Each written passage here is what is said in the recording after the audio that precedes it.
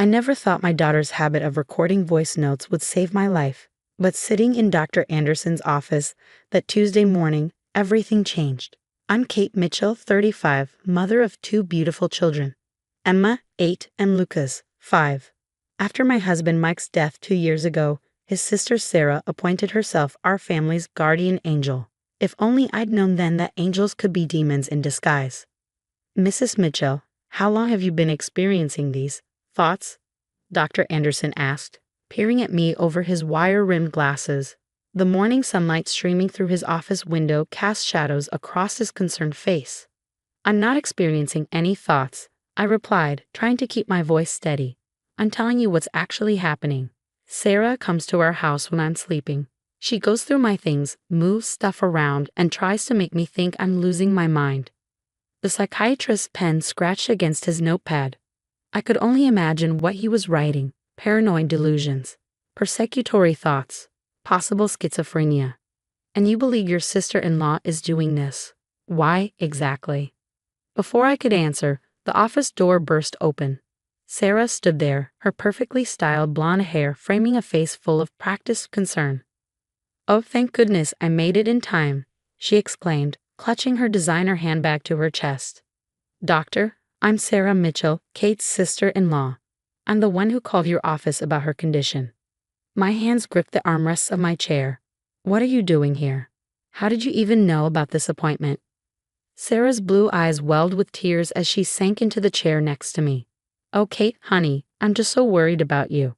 Ever since Mike passed." She turned to Dr. Anderson. "Doctor, she's been getting worse. She thinks I'm breaking into her house at night, moving her furniture, stealing her clothes. Last week, she accused me of trying to poison her coffee." "Because you did," I snapped, then immediately regretted my outburst as Dr. Anderson's eyebrows shot up.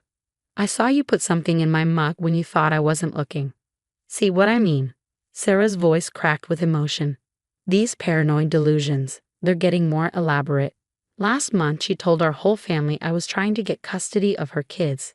It's breaking my heart to see Mike's widow like this." My throat tightened. "I found a custody paperwork in your bag when you left it at my house. You forgot to zip it closed." Sarah shook her head, tears now flowing freely. "Doctor, I've never even considered such a thing. I love those children like they're my own, but Kate is their mother. I would never." She dabbed at her eyes with a monogrammed handkerchief. "I'm just trying to help, to be there for my brother's family, and she turns everything into some kind of conspiracy against her." Dr. Anderson's pen hadn't stopped moving. "Mrs. Mitchell." "Kate, how long have you known Sarah?" 10 years, I replied. "Since Mike and I got married." "And before your husband's passing, did you have these suspicions about her?" "No, because she wasn't doing these things then."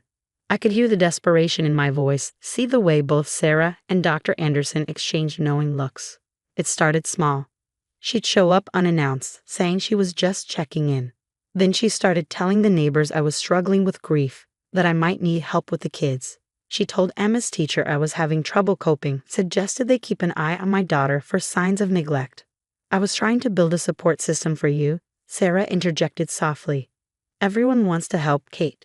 We're all concerned." "Mrs. Mitchell." Dr. Anderson leaned forward, his voice gentle but firm. "Sometimes after a traumatic loss, our minds can play tricks on us. Grief can manifest in unexpected ways, including paranoid thoughts about those closest to us. I'm not paranoid." I stood up, my hands shaking. "My husband dies in a car accident, and suddenly his sister is everywhere, undermining me, gaslighting me, trying to make everyone think I'm crazy. And now I know why. I found the life insurance paperwork, Sarah. The policy you didn't know Mike had made me the sole beneficiary of. The one that's worth $2 million. Sarah gasped, pressing her hand to her chest. "Doctor, this is exactly what I was talking about. These conspiracy theories. Kate, honey, I didn't even know about any life insurance. I'm independently wealthy. I don't need money. I just want to make sure you and the kids are okay."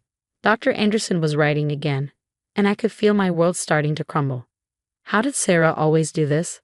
How did she always manage to make me sound like the unstable one? My vision blurred with tears of frustration. I think Dr. Anderson said carefully, given the severity of these paranoid thoughts, we should discuss the possibility of inpatient observation. No, I whispered, backing toward the door. No, you can't do this. My children need me. The children will be safe with me. Sarah stood, reaching for my arm. It'll just be for a little while, until you're better. Emma and Lucas love staying at Auntie Sarah's house. Don't touch me. I jerked away from her. You've been planning this all along, haven't you? Make everyone think I'm crazy, get me committed, then swoop in and take my kids and Mike's money. Doctor, Sarah's voice was urgent now. She's becoming agitated. Should we call someone?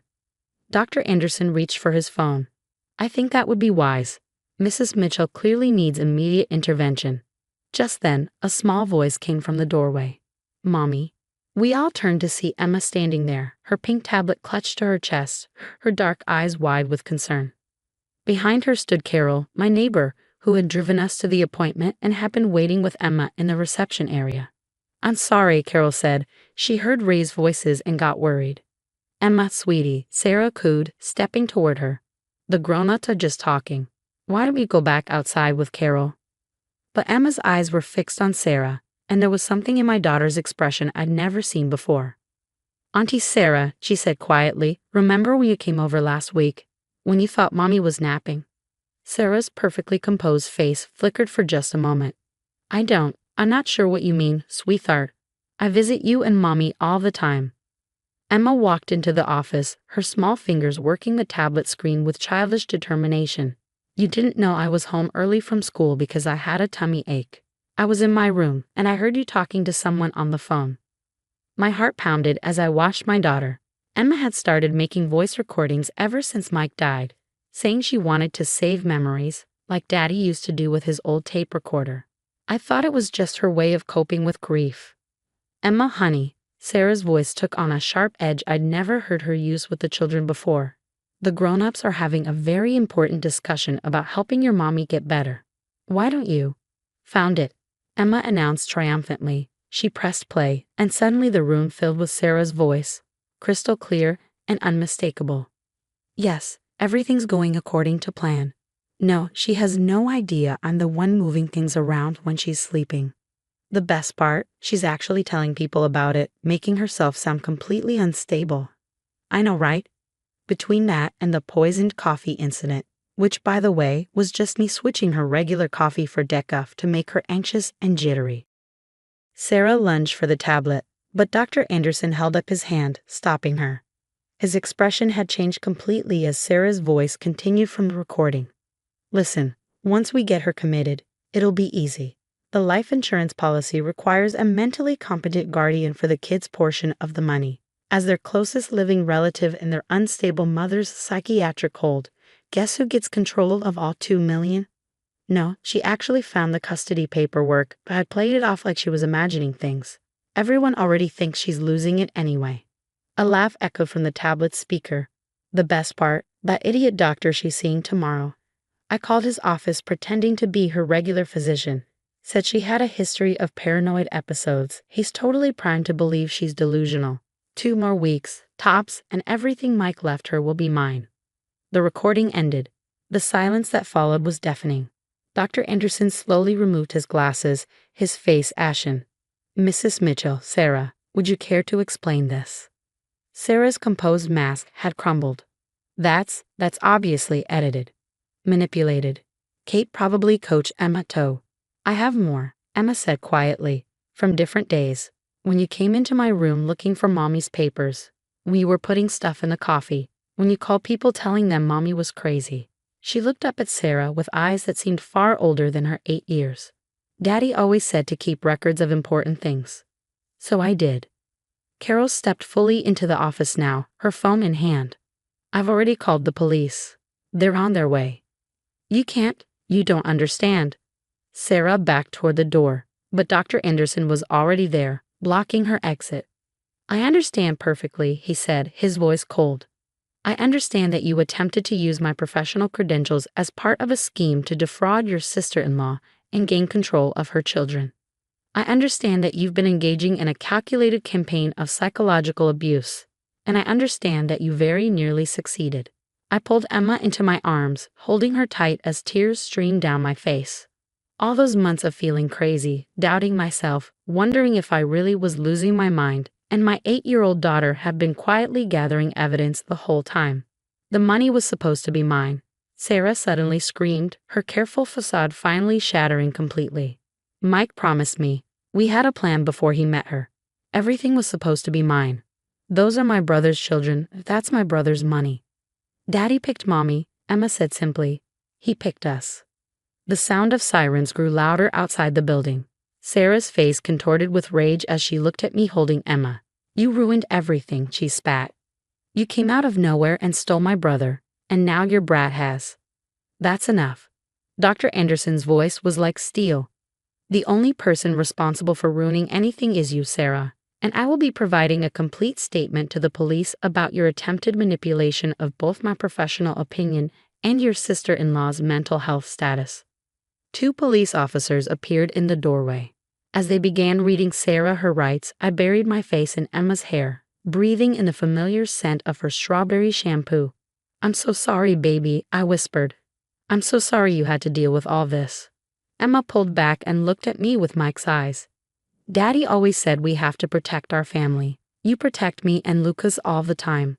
This time, I protected you. Over her head, I watched as the police led Sarah away. She was still ranting about betrayal and stolen birthright, but her words held no power anymore. Dr. Anderson was already on the phone with his lawyer, and Carol was giving her statement to a 3rd officer who had arrived. Mrs. Mitchell, Dr. Anderson said after hanging up, I cannot adequately express my regret for nearly becoming complicit in this scheme. I should have. I shook my head, cutting him off. You were working with the information you had. Information she carefully crafted. She fooled a lot of people.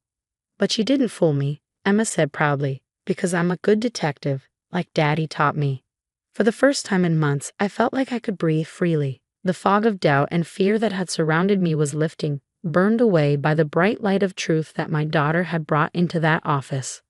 6 months after what my children now called the day Emma's tablet saved Mommy, life has changed in ways I never expected.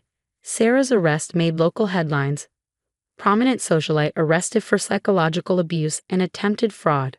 The evidence Emma collected proved invaluable to the prosecution, though I made sure she never had to appear in court. The investigation revealed even more than we'd known. Sarah had been planning this since before Mike's death. They found emails between her and a shady private investigator, discussing ways to make a mentally stable person appear unstable. There were detailed notes about gaslighting techniques, schedules of when I took sleeping pills, and even a timeline for when she planned to have me committed.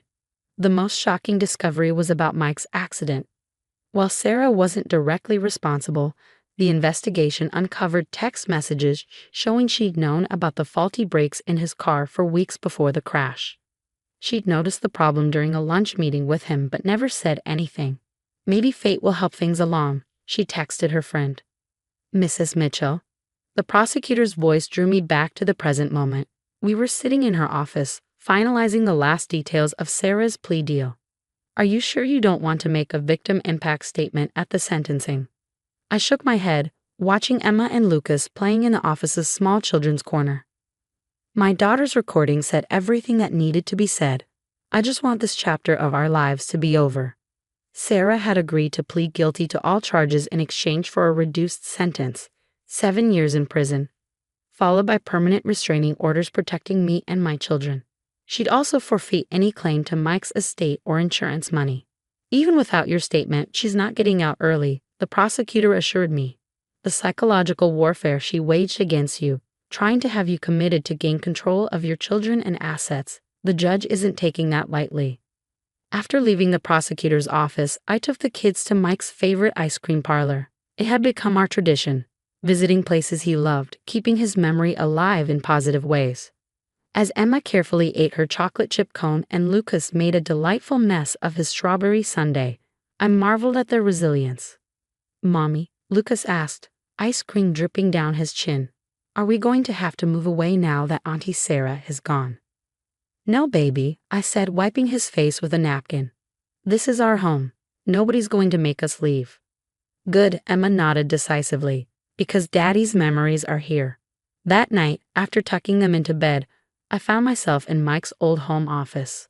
We kept it exactly as it was, his collection of vintage tape recorders still lined up on the shelves. Now I understood why Emma's habit of making recordings had started. She was copying her father, keeping his memory alive in her own way. I picked up one of the old recorders, pressing play out of habit.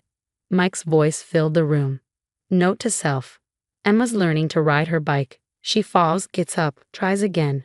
Just like her mom, strongest girl I know. Sarah stopped by today, acting weird about the insurance paperwork.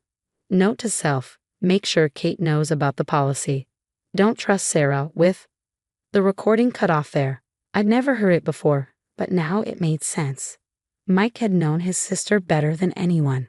He'd been trying to protect us, even then. The next morning, I woke to the sound of Emma making breakfast with Lucas. My daughter had grown up faster than she should have. But she also helped heal our family in ways I never expected. Mommy, Lucas called. Emma's making funny faces pancakes. I walked into the kitchen to find my children giggling over misshapen pancakes, the morning sun streaming through windows that no longer held shadows of doubt. The house felt lighter now, free from the weight of Sarah's manipulation. I made you a special one, Emma announced, proudly holding up a pancake that vaguely resembled a microphone. Because you're brave, like when you talk to the police and the lawyers.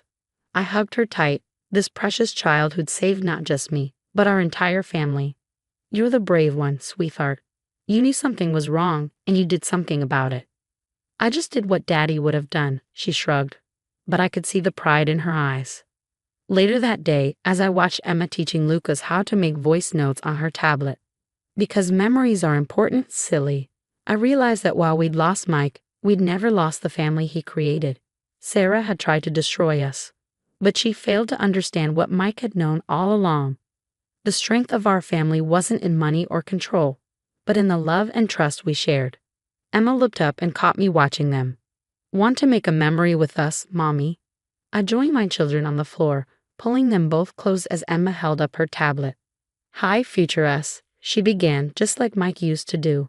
Today is a good day because, and it was. It really was.